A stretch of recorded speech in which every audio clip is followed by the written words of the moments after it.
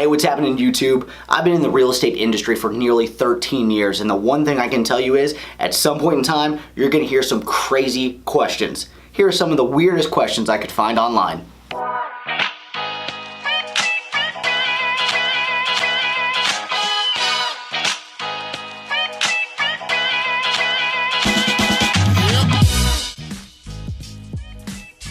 Okay, clearly here in Southwest Indiana, alligators are not a problem that we have to deal with, but can you believe that this was a real question that was asked of an agent in Hollywood, Florida?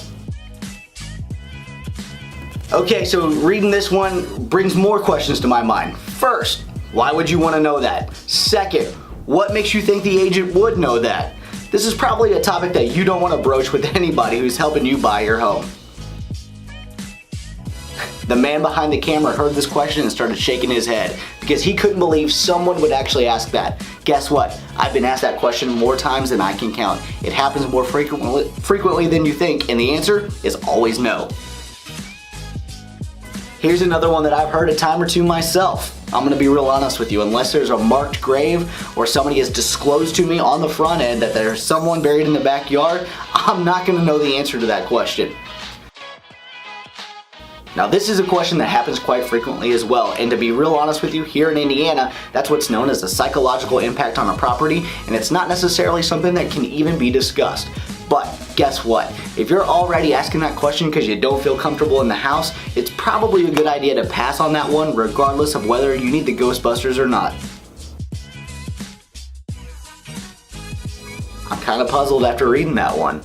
I guess the agent who had it asked was too, but he let the guy in the house to see how it worked and the guy ended up buying it, so I guess it worked out okay. Seriously? Who asks this question? Most garages are used for cars, not furniture.